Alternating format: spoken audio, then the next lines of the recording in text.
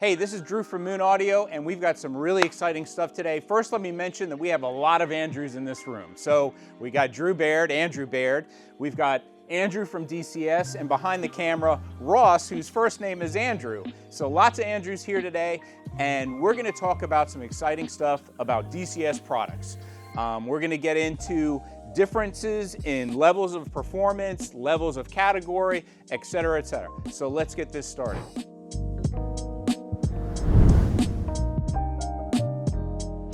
What can you tell me about the lineage of dCS audio, how it all sort of started with these products? What do you got? Yep. So dCS started off about 30 years ago, actually initially as a consulting company. And one of our first projects was working with the Defence Department in the UK on a radar for the Sea Harrier jump jet. And it turned out that one of the key components of a radar is an analog to digital converter. And if you can convert from analog to digital with better resolution, you can actually see the enemy before he sees you, which is quite a compelling use case in defense. Especially for the pilot. Exactly. So literally life and death. So ADCs for use in radar in fighter jets was actually where the technology started. And that's where we developed the bones of what became the Ring DAC, right. Which is our proprietary technology for digital to analog conversion. So from there, the company evolved into studio and broadcast analog to digital conversion equipment. From there, we evolved into consumer audio, and that's mostly about the replay side of the chain. So that's when the product range pivoted more from ADCs to DACs. And now we have a fairly full family of network audio players, streamer DACs, and master clocks. And that's the current product portfolio. That's how we got here. And then, we were talking earlier, you were talking about how they were one of the first people to, in the D2A market, come up with doing higher resolution DACs too, right? Yeah, so dCS was one of the first companies to produce a high resolution analog to digital converter that was able to operate at sampling frequencies and bit depths greater than the CD standard, which is the kind of benchmark for digital audio, which is 16 bits and 44.1 kilohertz. So I think we were the first company in the world with a 24-bit 96 kilohertz analog to digital converter, the first company in the world with a 24-192 analog to digital converter, and also I believe the first company in the world with digital to analog converters at those higher sampling frequencies. Right. So we were in early, and I think we've got a lot of experience in high resolution audio. Yeah, and here's a fun fact. You know, both of us started as audiophiles before we even got into the audio business, right? How many years did you've owned dCS products for a long time? Yeah, so just about everything, every one of their products, right? Yeah, I've owned most of them.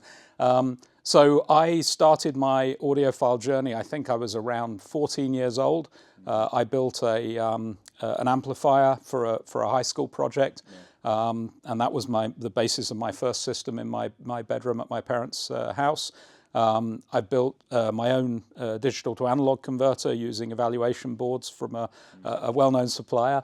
And then I got my first dCS DAC 2002, so 23 years ago. I bought a dCS Elgar, very quickly ended up with a four stack, the Verona master clock, the Purcell upsampler, and the Verdi transport. And that was the start of my dCS journey. Now I have a Vivaldi 4-stack. I also have a Bartok in my home office, and I have a Lina stack by the bed. So yeah, I've done the whole journey with dCS. Yeah. Let's talk about the families of products now. You know, we'll get into the Reese at some point, but let's start with the Vivaldi and how it involves with all of these products that we have here. Yeah, exactly. So this is a little bit about how dCS goes about developing a family of products. And if I start with the Vivaldi, which was announced 2012, released initially 2013, we start with a moonshot. So that's the best that our engineers can achieve with the componentry and the accumulated knowledge and experience that's available to them.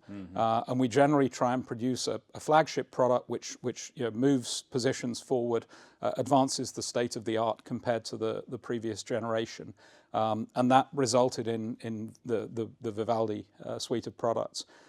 Once we have that out on the market, we basically put the product on the stove and try and boil off some cost in a way that removes as much cost from the product as possible, but removes as little of the sound quality as possible.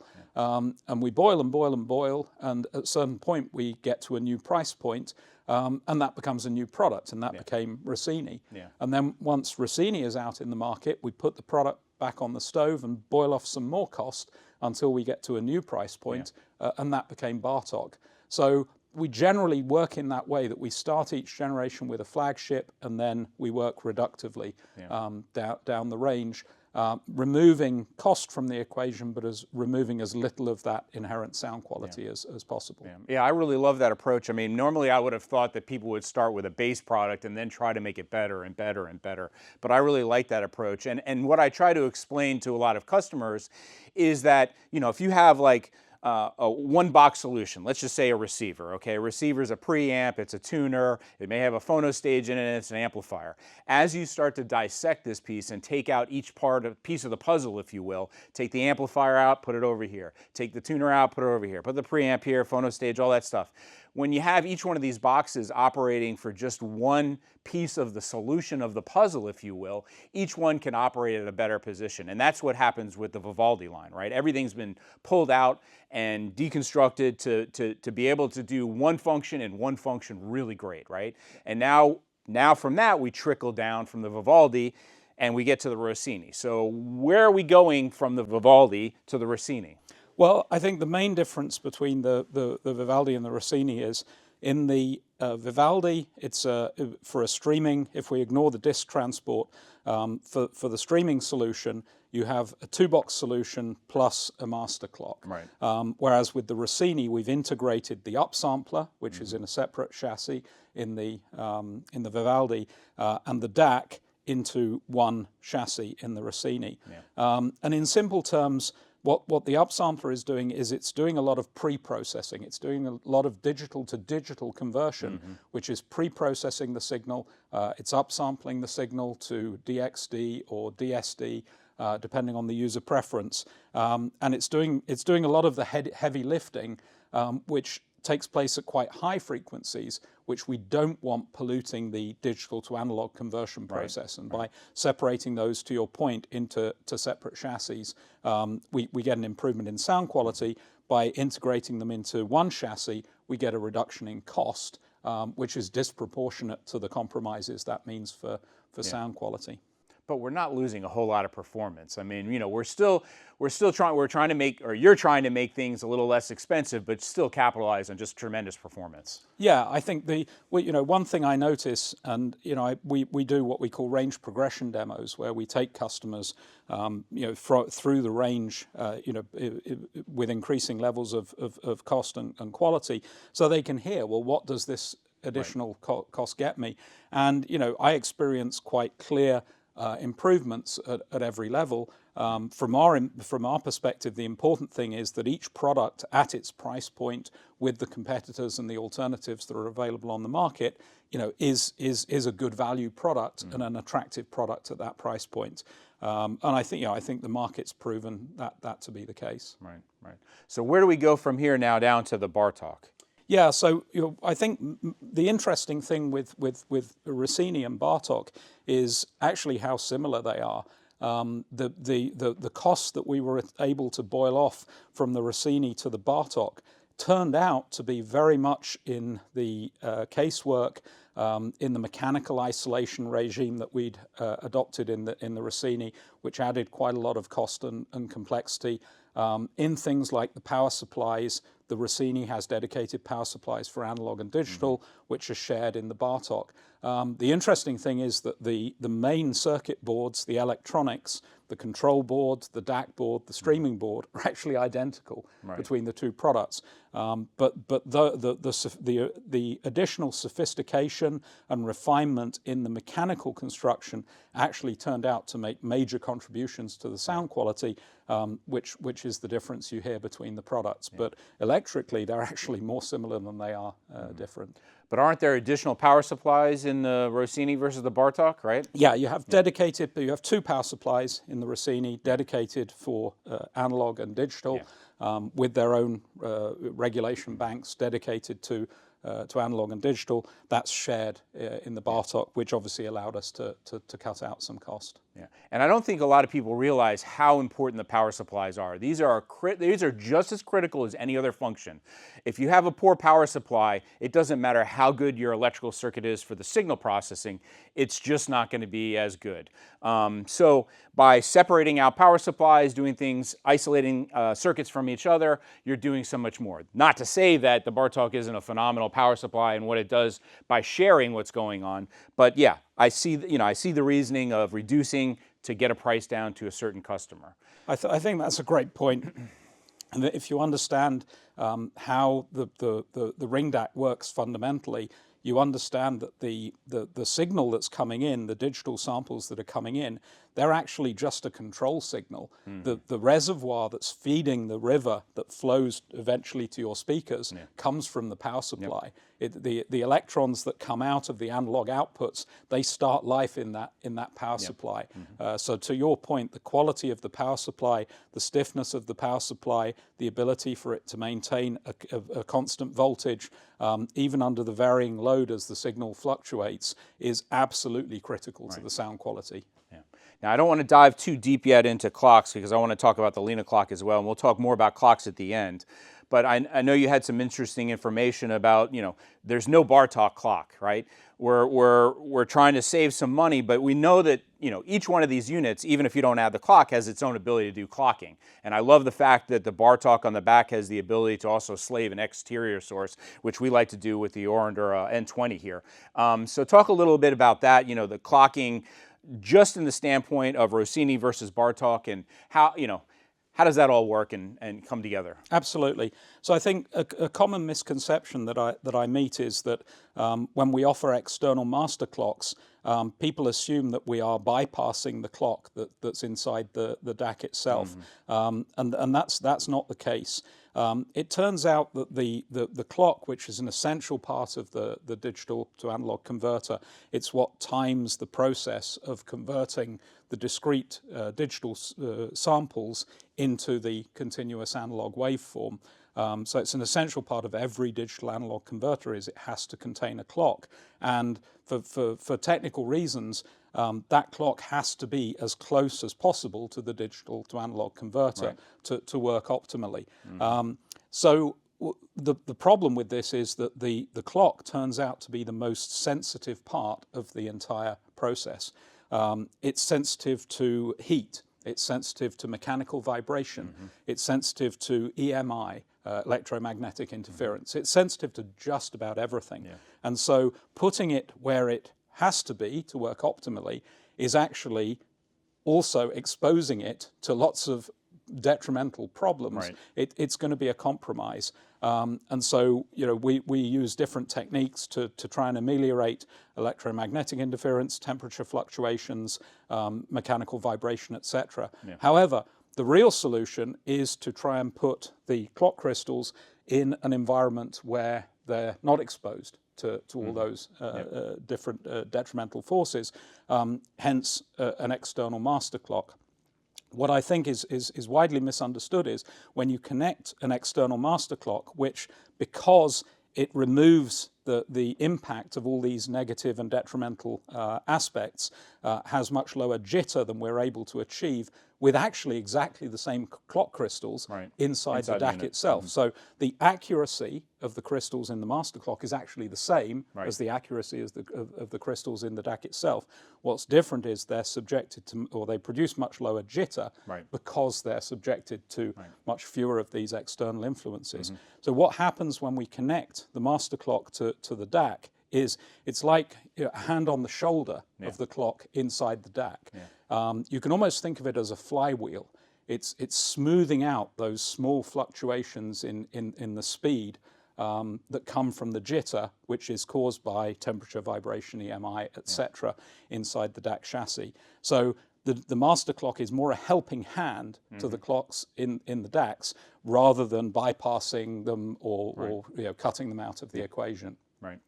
And then let's talk about a little bit about APEX upgrade. So, this is actually an original Bartok that I spent many hours upgrading to the APEX. The metal work and the chassis work on this is just incredible. What a jigsaw puzzle, just a masterpiece in terms of the build quality and what they do at dCS to create an incredible chassis.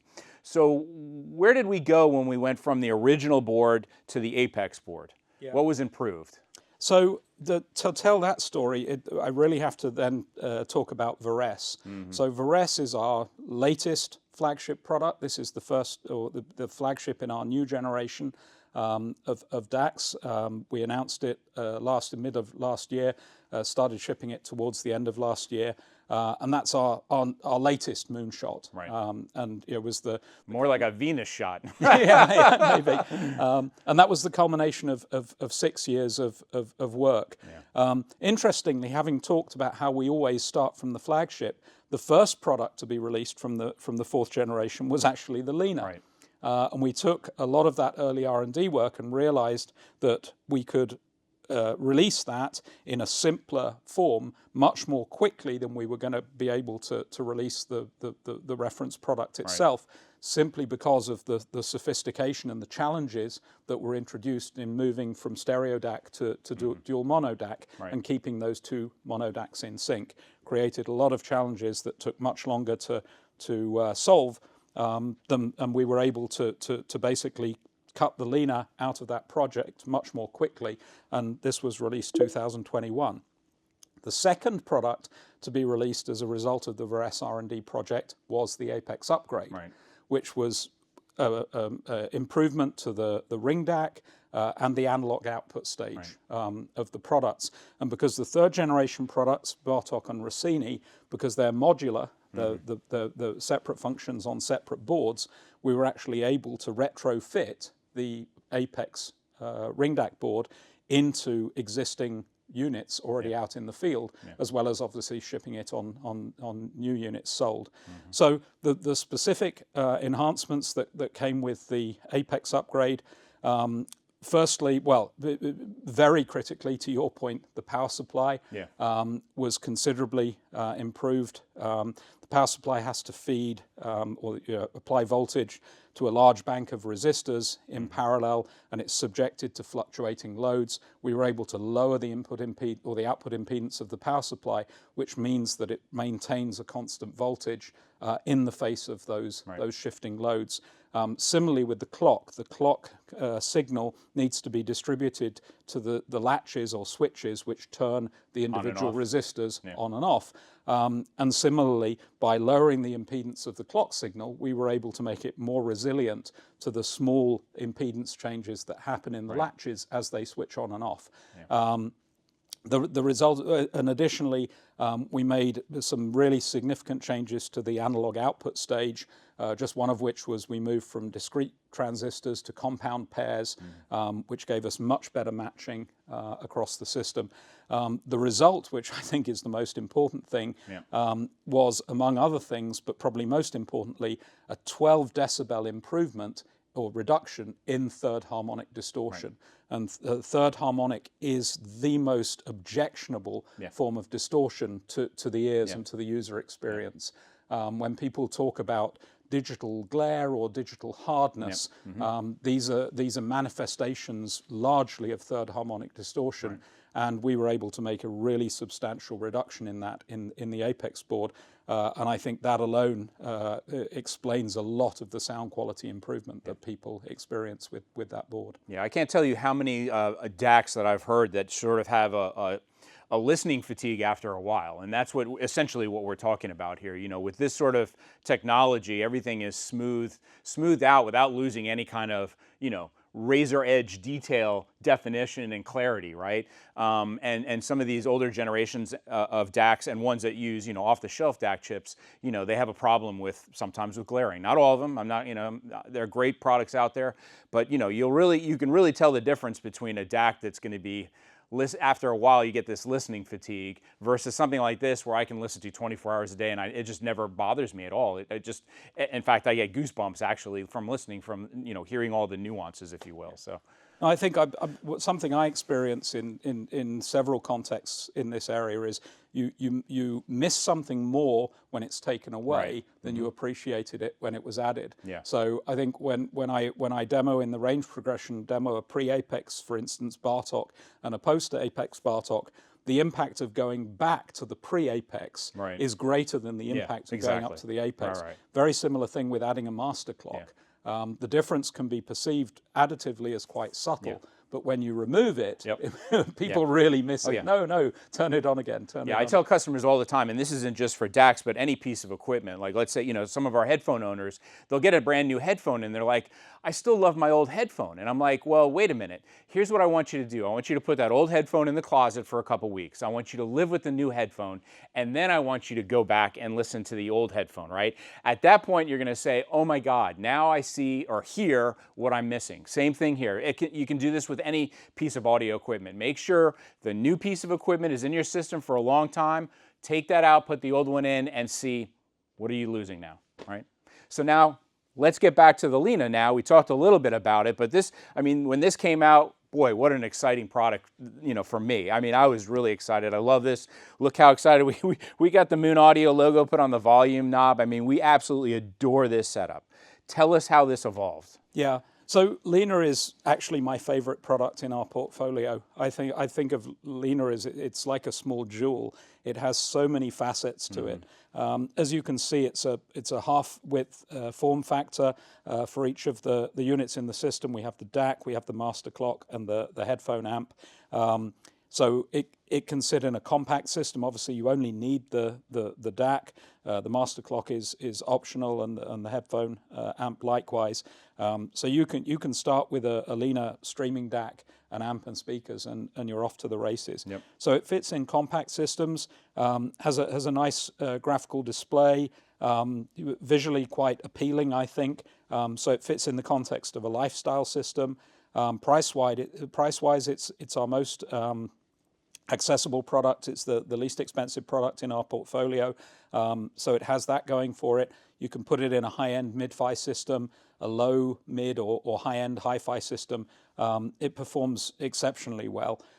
So I think, fits both within a two-channel system and a Headphone system. So it's incredibly multifaceted product, which I think provides phenomenal performance for the price. And is a great entry into the world of dCS. For many customers, they won't need to go any further. All right. And make sure to check out my video where I did the exploded view of the Lina DAC. Just an absolute piece of craft that, just doesn't compare. The way they've created the folded PC board design, and maybe you can talk a little bit about that. It's really impressive. And as far as I know, the only company that's ever used that, aside from some of these telephone communication companies that are doing the folding phones, right? So tell us about that, the folding circuitry and how it works. Yeah, so as I mentioned earlier, Lina was actually the first product of the Varese development project. So it's our first fourth generation product, released 2001, 3 years before Varese finally made it into production. But it uses some of the early discoveries we made in the Varese development project. Two in particular that you've alluded to. One is the milled from solid construction. So all of these chassis, every plate is milled from a solid billet of aluminium, as opposed to being flat plates constructed into a box in the third generation products here.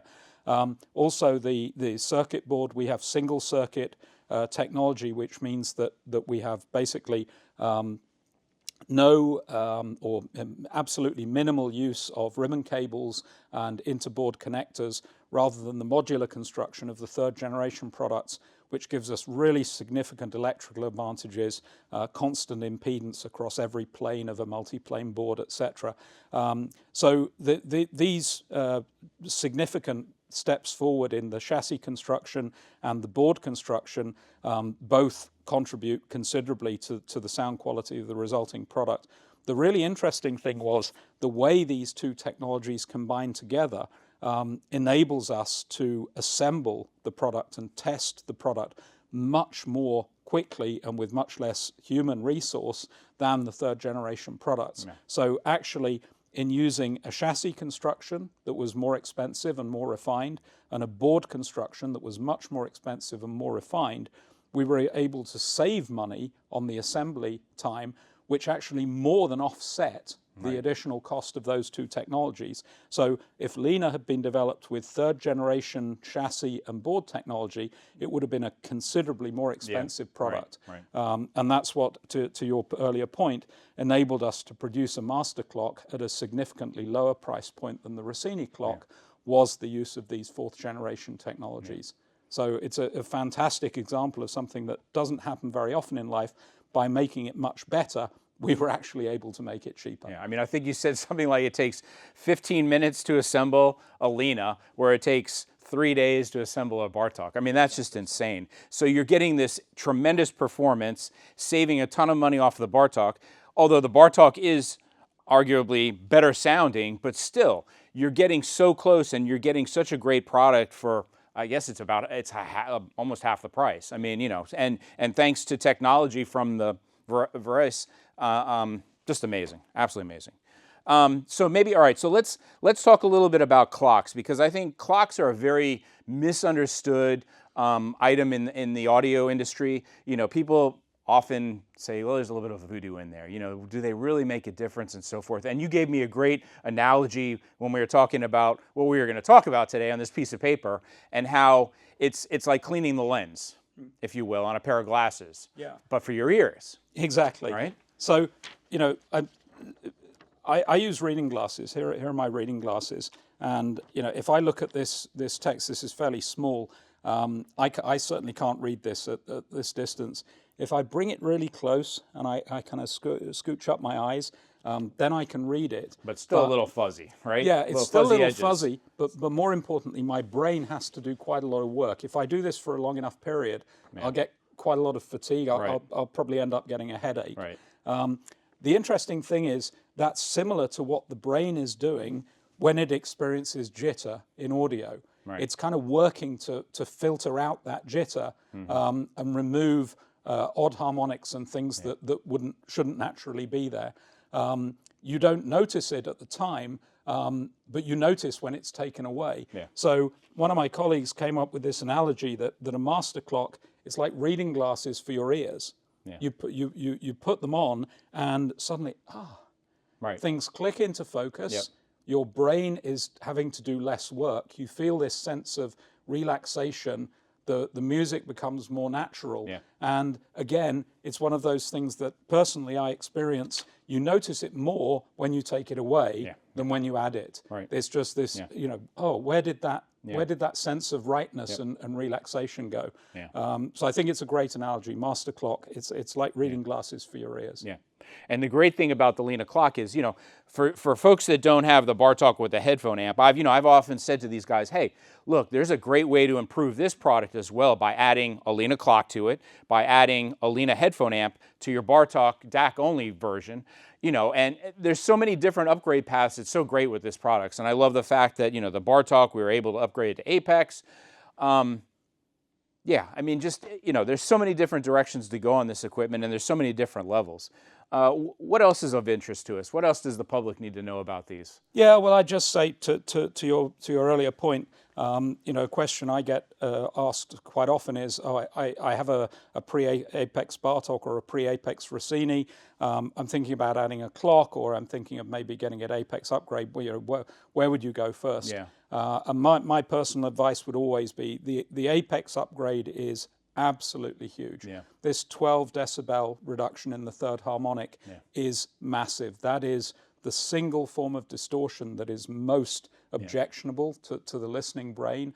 And that reduction is absolutely something that's audible and makes a massive impact on the perceived sound quality. You know, in every as we move up the range, you get, you know, subtle improvements in the noise floor because of the more sophisticated construction and mechanical isolation, etc. These are very, very subtle factors for the brain, but that 12 decibel reduction in the third harmonic is absolutely huge. So I would say, you know, definitely Apex would be my first priority.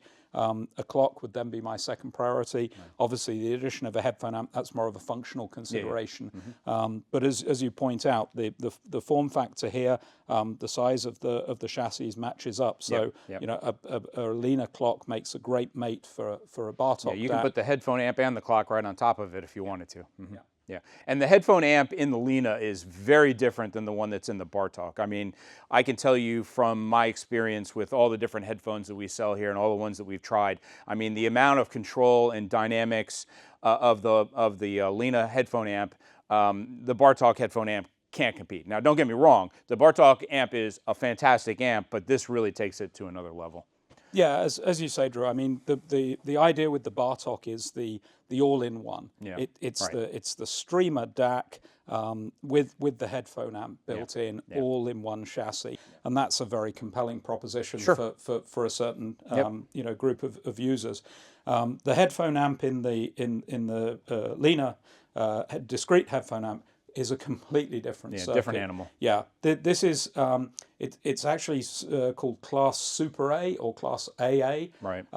So it's a circuit. It's not unique to us, but it's a circuit which is basically, the idea is it gives you the sound quality of Class A, but the thermal efficiency of Class AB. So that the transistors are never switched off completely. The two halves are always kind of idling, waiting for the signal. So it's kind of quasi Class A with the thermal efficiency of Class AB, which is a completely different topology to the one that's used in the Bartok. Additionally, the input stages, the output stages, they're really refined. You know, people often ask me, well, what headphones can I drive with this amp? You know, can I drive the really hard to drive, you know, low impedance, like can this drive a Susvara? I can assure you this can drive a Susvara to the level that will make you deaf within seconds. So this can drive pretty much any headphone, has a really, really low output impedance, a really, really stiff power supply. Well, I think it's a phenomenal headphone amplifier. Well, we've covered a lot of information here. Is there anything we've left out? Is there anything you can think of that might be important to our viewers? Not really. I think you've done a great job. Thank you. Well, thank you so much for joining us. This has been a blast. Love having Andrew from dCS come join us here at Moon Audio. Thank you so much. It's been a pleasure. Thank you. Thank you so much for watching our wonderful video on dCS products. Hopefully we've enlightened you on the technology and some of the fun stuff. Make sure to subscribe. Make sure to give us that thumbs up. And until next time, see you later.